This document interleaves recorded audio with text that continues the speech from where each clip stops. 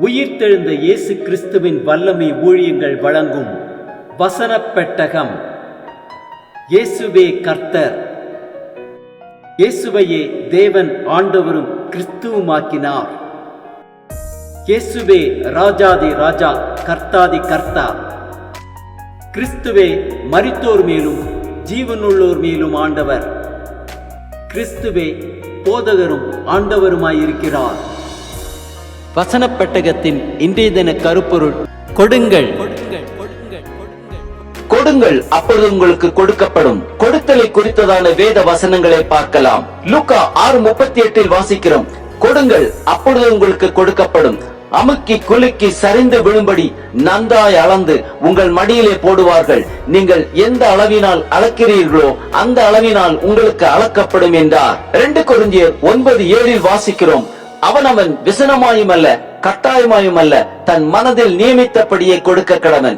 உற்சாகமாய் கொடுக்கிறவனிடத்தில் தேவன் பிரியமாயிருக்கிறார். 1 நாளாகமம் 29:14 வாசிக்கிறோம்: இப்படி மனப்பூர்வமாய் கொடுக்கும் திராணி உண்டாவதற்கு நான் எம்மாத்திரம், என் ஜனங்கள் எம்மாத்திரம், எல்லாம் உம்மால் உண்டானது. உமது கரத்திலே வாங்கி உமக்கு கொடுத்தோம். நீதிமொழிகள் 18:16 வாசிக்கிறோம்: ஒருவன் கொடுக்கும் வெகுமதி அவனுக்கு வழி உண்டாக்கி பெரியோர்களுக்கு முன்பாக அவனை கொண்டு போய்விடும். நீதிமொழிகள் 11:25 வாசிக்கிறோம்: உதார குணமுள்ள ஆத்துமா செழிக்கும். எவன் தண்ணீர் பாய்ச்சுகிறானோ அவனுக்கு தண்ணீர் பாய்ச்சப்படும். நீதிமொழிகள் 3:9 வாசிக்கிறோம்: உன் பொருளாலும் உன் எல்லா விளைவின் முதற்பலனாலும் கர்த்தரை கனம் பண்ணு. 2 கொரிந்தியர் 9:11 வாசிக்கிறோம்: தேவனுக்கு எங்களால் ஸ்தோத்திரம் உண்டாவதற்கு ஏதுவாயிருக்கும் மிகுந்த உதார குணத்திலே நீங்கள் எவ்விதத்திலும் சம்பூர்ணம் உள்ளவர்களாவீர்கள். நீதிமொழிகள் 3:27 வாசிக்கிறோம்: நன்மை செய்யும்படி உனக்கு திராணி இருக்கும் போது அதை செய்யத்தக்கவர்களுக்கு செய்யாமல் இராதே. மல்கியா 3:10 வாசிக்கிறோம்: என் ஆலயத்தில் ஆகாரம் உண்டாயிருக்கும்படி தசம பாகங்களை எல்லாம் பண்டக சாலையிலே கொண்டு வாருங்கள். அப்பொழுது நான் வானத்தின் பலகணிகளை திறந்து இடம் கொள்ளாமற் போகும் மட்டும் உங்கள் மேல் ஆசீர்வாதத்தை வர்ஷிக்க மாட்டேனோ என்று அதனால் என்னை சோதித்து பாருங்கள் என்று சேனைகளின் கர்த்தர் சொல்கிறார். மத்தேயு 6:2 வாசிக்கிறோம்: ஆகையால் நீ தர்மம் செய்யும் போது மனுஷரால் புகழப்படுவதற்கு மாயக்காரர் ஆலயங்களிலும் வீதிகளிலும் செய்வது போல் உனக்கு முன்பாக தாரை உதவியாதே. அவர்கள் தங்கள் பலனை அடைந்து தீர்ந்ததென்று மெய்யாகவே உங்களுக்கு சொல்லுகிறேன். லூக்கா 6:30 வாசிக்கிறோம்: உன்னிடத்தில் கேட்கிற எவனுக்கும் கொடு, உன்னுடையதை எடுத்துக் கொள்ளுகிறவனிடத்தில் அதை திரும்ப கேளாதே.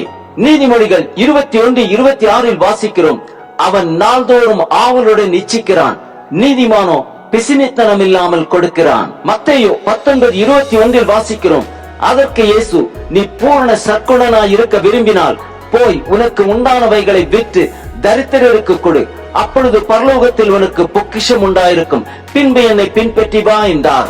1 கொரிந்தியர் 13:3 வாசிக்கிறோம்: எனக்கு உண்டான யாவற்றையும் நான் அன்னதானம் பண்ணினாலும் என் சரீரத்தை சுட்டெரிப்பதற்கு கொடுத்தாலும் அன்பை எனக்கிராவிட்டால் எனக்கு பிரயோஜனம் ஒன்றுமில்லை.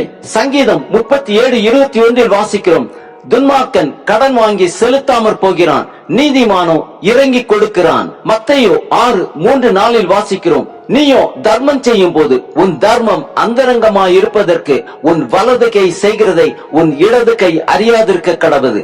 அப்பொழுது அந்தரங்கத்தில் பார்க்கிற உன் பிதா தாமே உனக்கு வெளியரங்கமாய் பலன் அளிப்பார். ஆம், உற்சாகமாய் கொடுக்கிறவனிடத்தில் தேவன் பிரியமாயிருக்கிறார். தரித்திரருக்கு கொடுப்போம், ஊழியத்திற்கு கொடுப்போம், அப்பொழுது பரலோகத்தில் நமக்கு பொக்கிஷம் உண்டாயிருக்கும்.